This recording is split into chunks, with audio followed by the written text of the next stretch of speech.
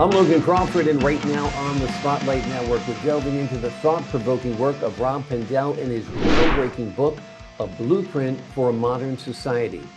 With a life as diverse as his resume, veteran, artist, smuggler, educator, and more, Rob brings a unique lens to rethinking how society functions in the 21st century. If you're ready to challenge the status quo and explore fresh ideas for building a healthier, more effective society, this is a book you'll want to pick up. We're delighted to have this very talented author join us here today on Spotlight. We thank the team at Atticus Publishing for helping us put him in the spotlight today, and we ask viewers like you to support authors like him by subscribing to our channel and by purchasing this powerful book. The links are below this interview. And be sure to download the Spotlight Network TV app streaming on Roku, Apple TV, and Amazon Fire TV. Rob, thanks so much for joining us here today on Spotlight. Logan, thanks for having me. I really appreciate it. It's my pleasure. This is a big topic. How do we improve society and bring it up to date and make it better than it functions? Why did you decide to tackle that task?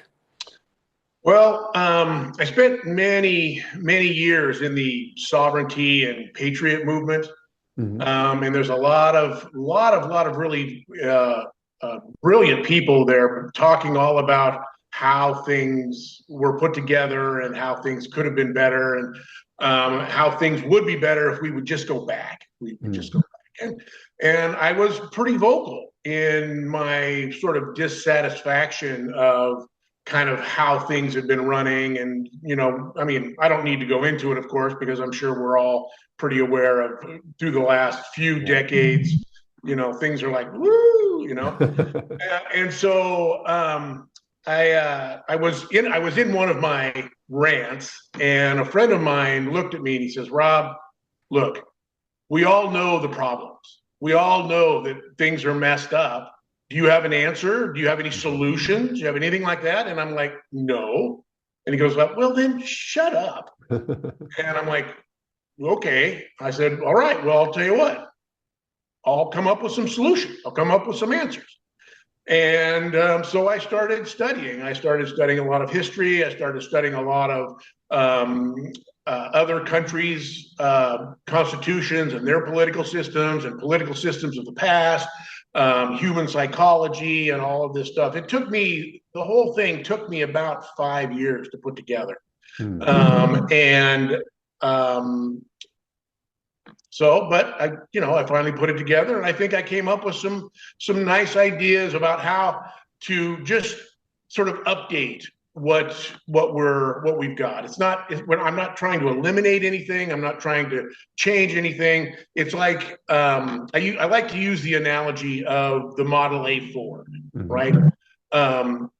So the Constitution was a revolutionary concept, a revolutionary design in political thought at its time, right? It changed the way the world thought about rights and people and individuals and all of that stuff.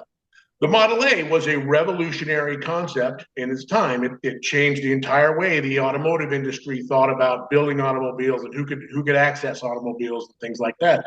But nobody drives a Model A anymore, right? Yep. The Model A has been updated to the Tesla or other things, right? It's the same thing. It's essentially the Model A and the Tesla essentially do the same thing.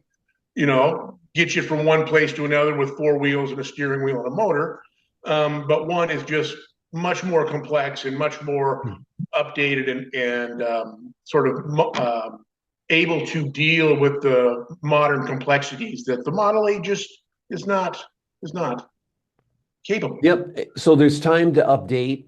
You've come up with some updates. Share with us one or two of your ideas that you feel would make a profound change in our society. Okay, so the first one that I think is the most important is in the very first paragraph of the Declaration of Independence. And the Declaration of Independence, in my opinion, is really sort of the founding document of the principles of the United States, of the freedom and that we're independent. And the Constitution is the framework and the structure for the government, but the Declaration of Independence is really more about the concepts of freedom and personal sovereignty and personal, personal independence. Mm-hmm. And in literally the first line of it, it says, we hold these truths to be self-evident that all men are created equal.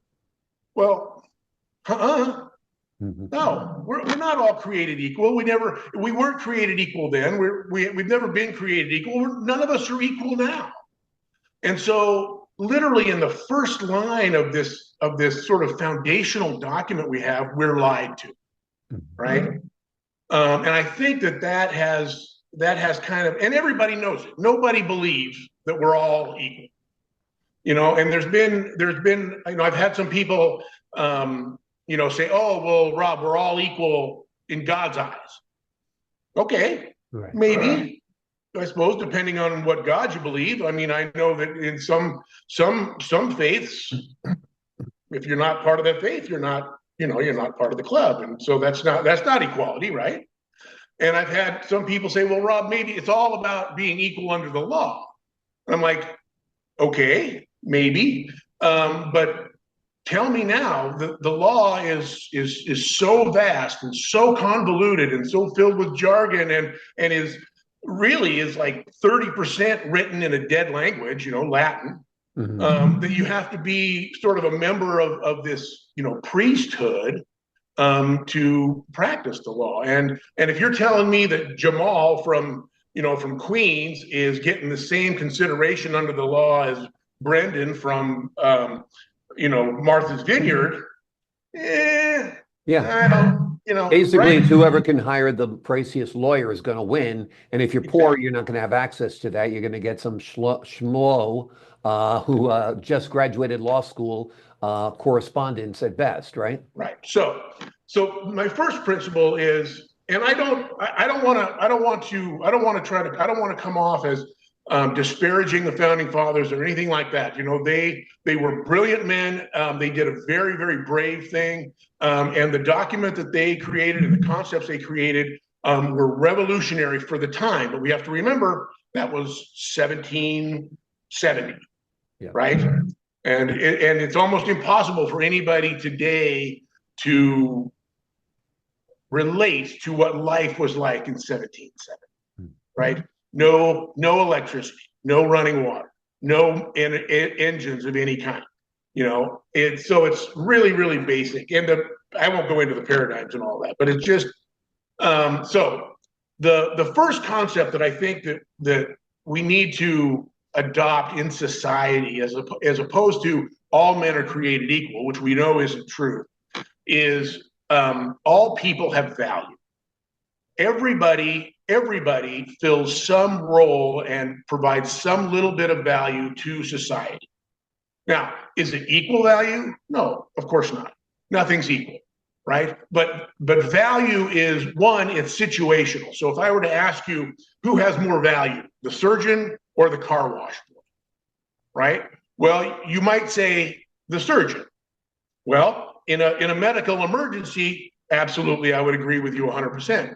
But at a classic car show where there is no medical emergency, he might not have any value at all. Right? Or a plumber when your toilet is backing up, or a plumber when your or a plumber when your light fixture doesn't work. Right. Right. Now you're looking for the electrician. You're not looking for the plumber. Yeah. Right.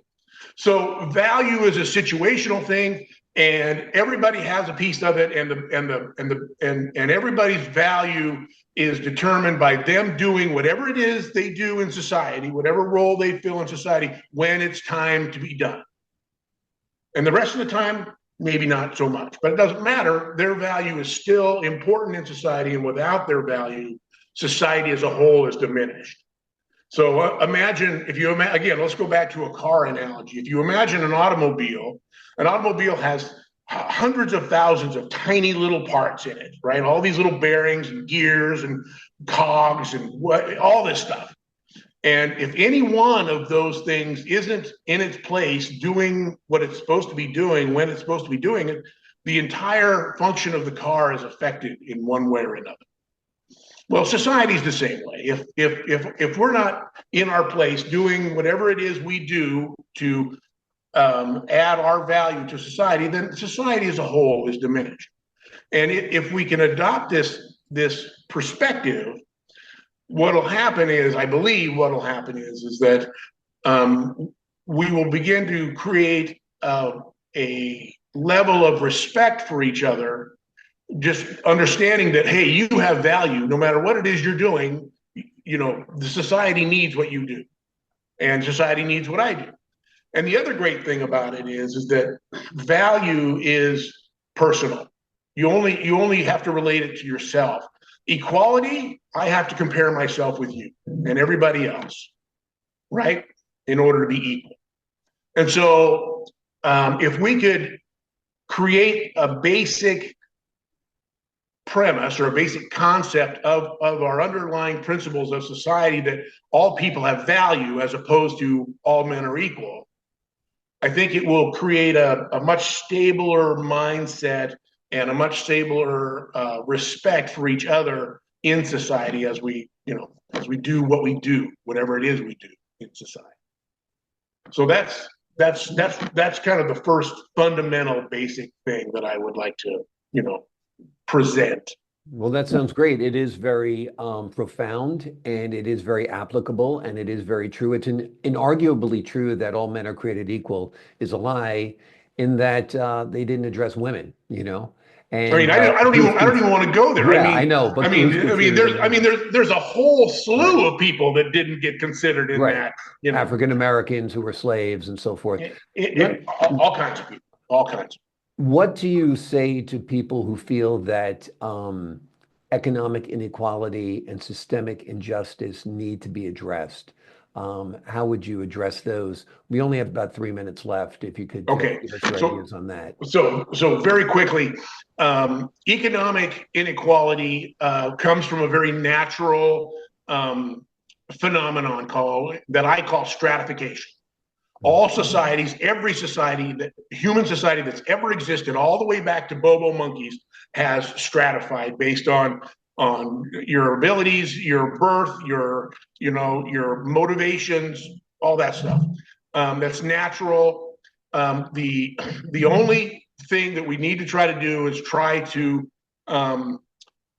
allow people to move through the stratifications as best as they are able to do. You're going to end up somewhere in that stratification based on your own abilities and personality and position and all of that stuff. That's perfectly natural. There's no way we can get away from that, because it's always happened. As far as legal equality goes, that's a very complex subject. I do cover it in the book, but essentially it involves, one, simplifying the law so that the basic people can understand it, and then making the enforcement of the law, putting that back into the hands of the ordinary people and getting it away from the lawyers and the judges. One of the biggest problems that I identified and that I addressed in the book was consolidation of power. And that's legal power, political power. Financial power is a different thing. I talk about it a little bit, but these things are, and so anyway, in just in a brief overview, that's how I did address those things. I also addressed illegal immigration. That's a big one. Personal rights. These are big ones. So there's a lot of stuff. There's a lot of stuff in the book. Yeah, there is a lot of stuff to unpack in this book, and that's what makes it wonderful and a worthy read, of course. It is called A Blueprint for a Modern Society, and the author brings a unique lens to rethinking how society functions in the 21st century. If you're ready to challenge the status quo and explore fresh ideas, and maybe even come up with some new ideas of your own for building a healthier, more effective society, this is a book you'll definitely want to pick up. The links are below this interview. Rob, thank you so much for joining us here today on Spotlight. Logan, thank you for having me. I appreciate your time, sir. To the folks at home, I'm Logan Crawford, thanking you for your time this time. Until next time on Spotlight.